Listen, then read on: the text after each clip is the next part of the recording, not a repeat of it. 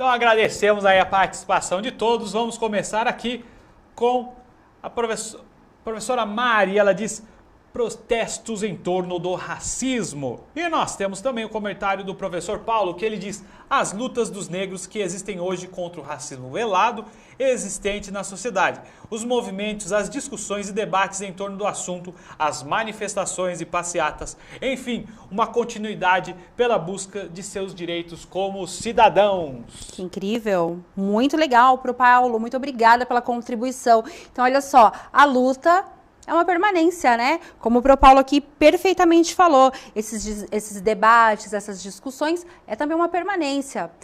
Então, eu trouxe um vídeo para vocês que vai mostrar um pouco mais dessas permanências históricas, né, de resistência contra a escravidão, e aí ele vai mostrar em diversos âmbitos, porque a luta, né, a resistência, ela não acontece apenas em âmbitos políticos, mas acontece também na cultura, nos esportes, na religião. Então, vou deixar vocês com o vídeo, aí a gente volta a conversar.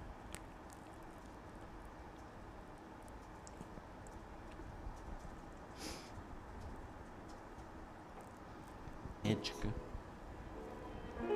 Écrire, c'est magique.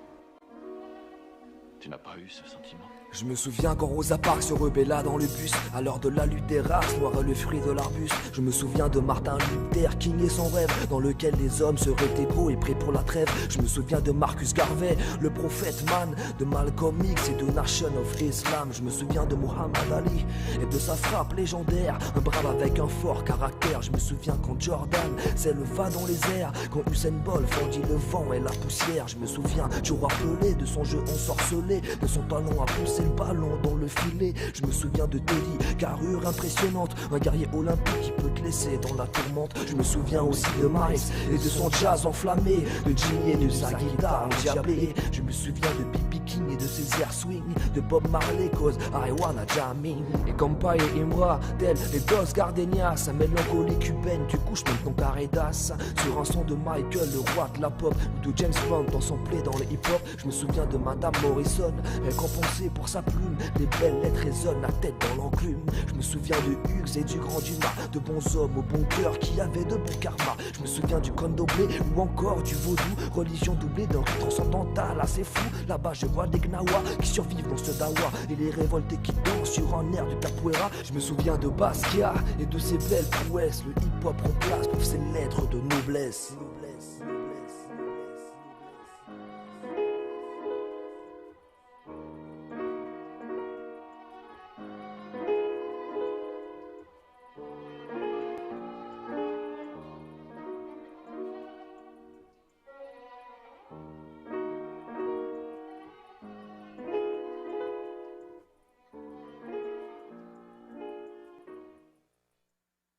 Que incrível, né? Então, já falamos de resistência. A resistência, ela está no nosso dia a dia. Somos resistência.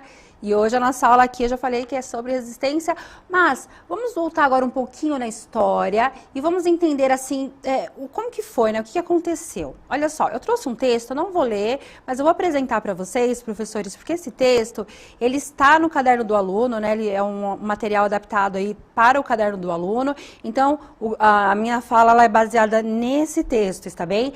Olha só, o fim da escravidão, né? Vamos pensar por que acabou a escravidão. Até vou pedir para voltar para mim, não vou fazer a leitura, mas está no material, é só ir lá no repositório que vocês encontram e também está no caderno do aluno. Professores e alunos, vamos pensar assim, por que acabou a escravidão? Isso nós teremos várias aulas para discorrer sobre este assunto, mas a gente precisa entender agora, do ponto de vista aí das grandes estruturas. Nós sabemos que a Inglaterra ela estava modernizando a sua lógica, né, de produção, Inglaterra com Revolução Industrial, e aqui o Brasil, a América, ainda estava bastante agrário, com muito voltado para a monocultura, dependendo do trabalho escravo. A Inglaterra, sendo uma grande potência, ela acaba decidindo que era necessário uma mudança de lógica, né, na lógica de produção. Logo, a Inglaterra ela começa a pressionar a América para acabar com a escravidão. A escravidão ela não acaba só por isto, está bem? Esse é um ponto de vista. Eu estou aqui me referindo às grandes nações, né, que fizeram essa articulação política. Mas a escravidão acaba também devido a movimentos abolicionistas que acontecem no Brasil. Nós teremos várias aulas ainda nesse terceiro bimestre que vão tratar mais detalhado assim, essa questão das lutas abolicionistas. Eu vou trazer para vocês a revolta dos malês e outras revoltas. Então, assim, é mais para dar esse contexto histórico do fim da escravidão. E aí, agora a gente vai entrar no tema mais aprofundado da habilidade. Dá uma olhadinha na tela. As condições das pessoas escravizadas na América Portuguesa. Aí eu vou pedir assim, ó, estudante, eu vou mostrar para vocês como que os nossos antepassados viviam, está bem? A nossa autoestima continua inabalável. Nós precisamos lembrar que nossos antepassados, eles foram grandes reis e rainhas lá na África.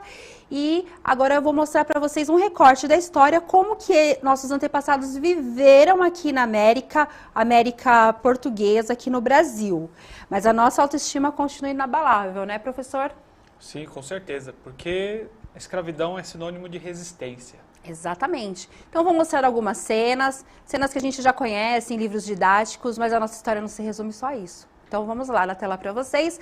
A vida na casa grande. Então, vocês têm uma imagem de uma família e suas escravizadas domésticas no Brasil, século XIX. Então, vocês estão vendo as crianças negras servindo aquela família. Aí, nós temos uma imagem, né, também dentro do contexto da vida na Casa Grande, Eugen Keller e sua babá em Pernambuco, século XIX. Então, a mulher que servia ali de ama, mulher escravizada negra, servia de ama, cuidava da criança.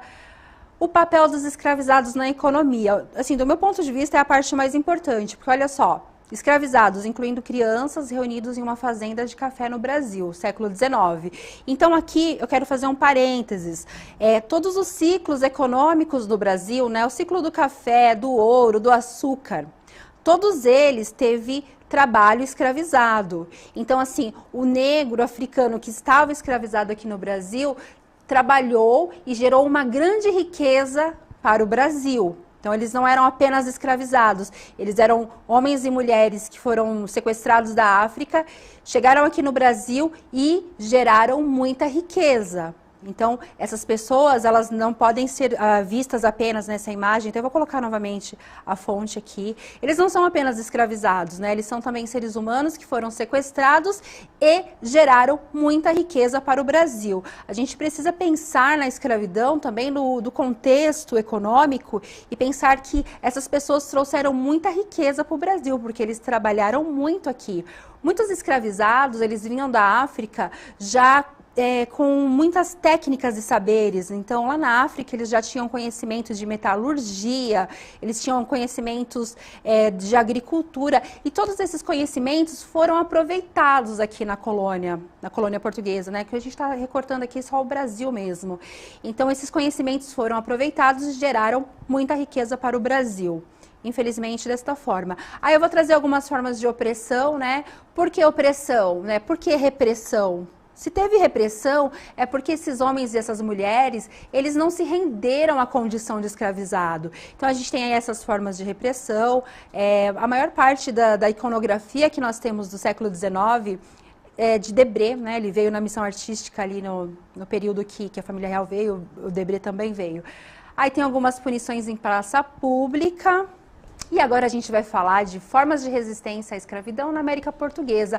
Vamos falar dos quilombos. Aí eu queria contar rapidinho assim, a história dos quilombos. Quer ver? Olha só, a história do quilombo, ela é muito anterior aqui à América Portuguesa.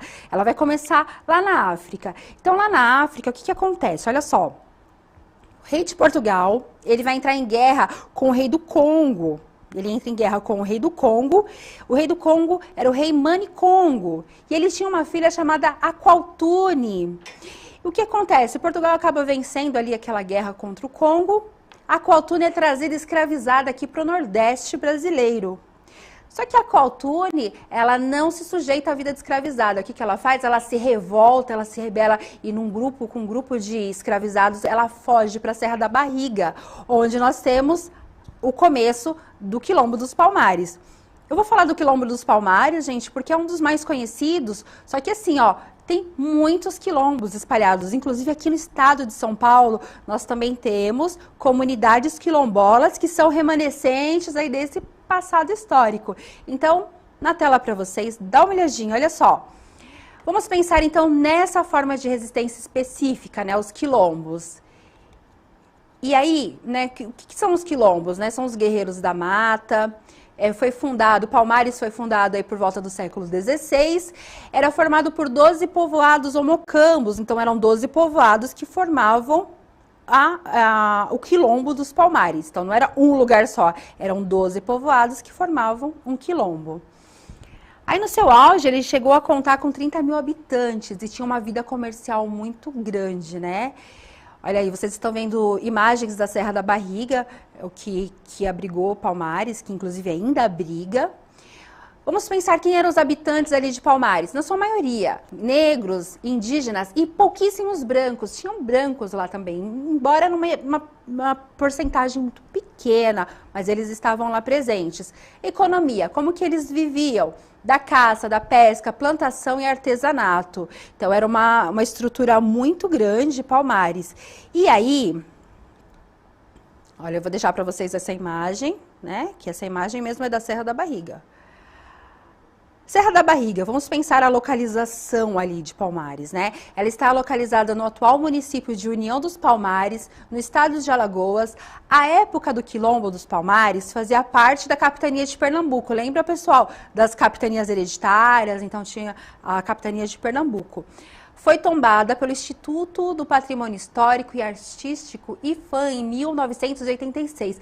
E aí, professor Anderson, por isso que o tema da nossa aula é Palmares Vive, porque hoje lá na Serra da Barriga nós temos essa comunidade remanescente, que é uma comunidade de quilombola, que ainda ela continua fazendo a manutenção das tradições, das histórias deste povo que morou ali em Palmares. Incrível, Sim, né? É importante realmente resgatar essas memórias, porque elas trazem resultados até hoje, não é algo que foi simplesmente esquecido. A gente tem cicatrizes disso. Sim. É verdade. E a gente tem, como o professor falou lindamente, temos cicatrizes, né? Até hoje nós temos o racismo aí, que é uma permanência, e a gente vem lutando, a gente vem sempre resistindo. Que é uma fala muito importante, assim, que é muito uma bandeira até da nossa cátedra, é que não importa, não basta não ser racista, né?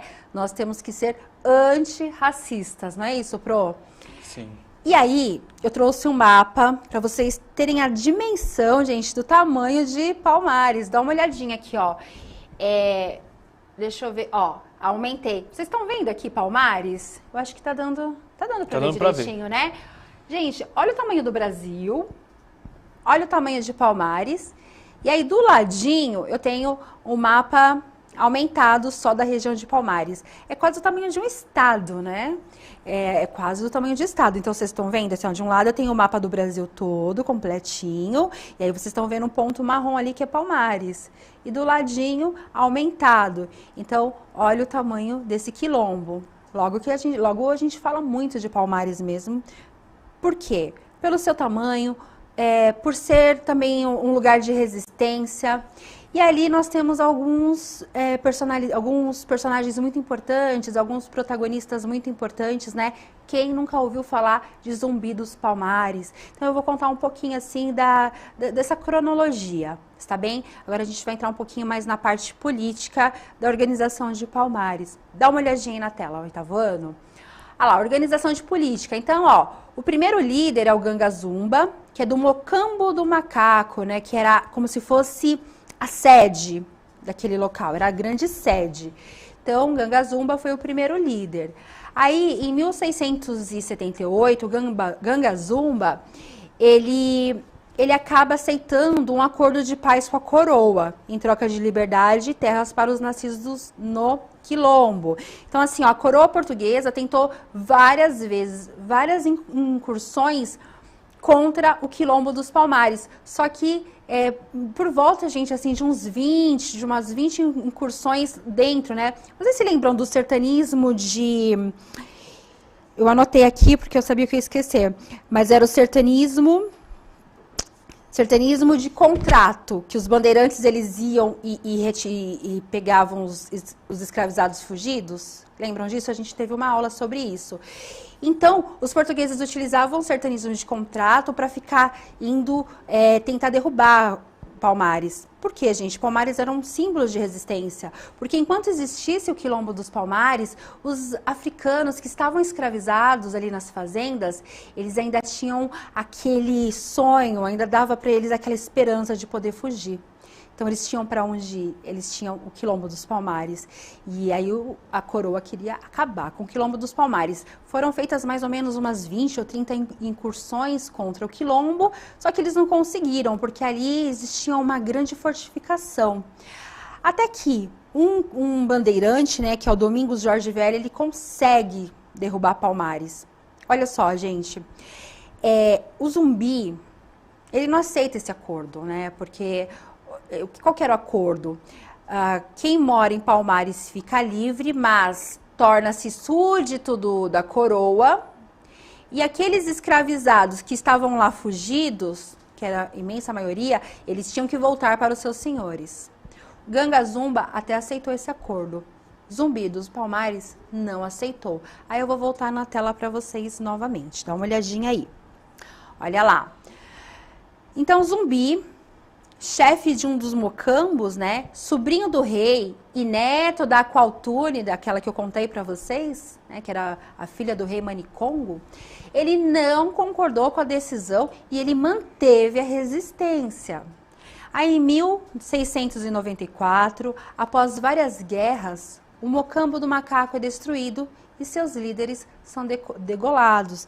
E aí a gente tem, na história do Brasil, né, o apagamento de diversas culturas e diversas trajetórias, né, diversas lutas foram apagadas historicamente, mas hoje, graças a uma série de lutas, de leis e de muita resistência, a gente consegue ter uma aula de história onde nós podemos resgatar Zumbi dos Palmares, a resistência africana ali dentro do Quilombo e lembrar que o Palmares vive. Né? E por que Palmares vive? Porque hoje nós ainda temos a comunidade quilombola ali na Serra da Barriga, que inclusive eu vou trazer um vídeo para vocês que vai mostrar um pouquinho das permanências históricas nesta região. Então eu vou colocar o vídeo para vocês, será que a gente consegue por agora? Vamos lá!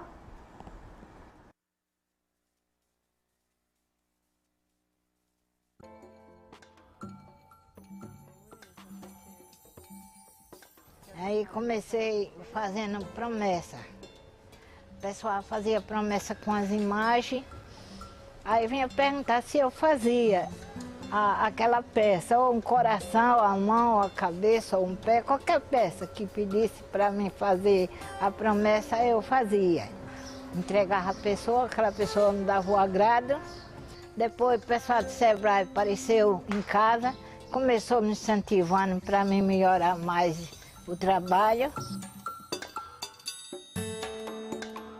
Com peças que viajam o mundo todo, Dona Irineia faz parte do Patrimônio Vivo de Alagoas desde 2005, título que ajuda a artesã a complementar a sua renda. Acho que está com mais de 10 anos que eu recebo Patrimônio Vivo.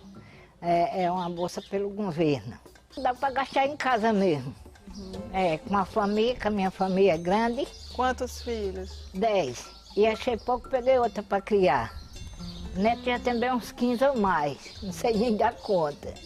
Não tenho nada assim para dizer, eu vou juntar, vou comprar um carro, vou me embelezar do meu serviço, porque se eu for fazer isso, já tenho um filho com precisão, né? Passando necessidade, eu já tenho que tirar daquele que eu ganho para ajudar.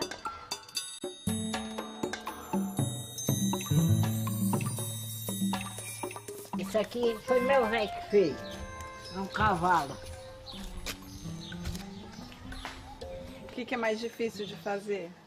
Homem, para quem sabe mexer, nada não é difícil não, agora para quem não sabe...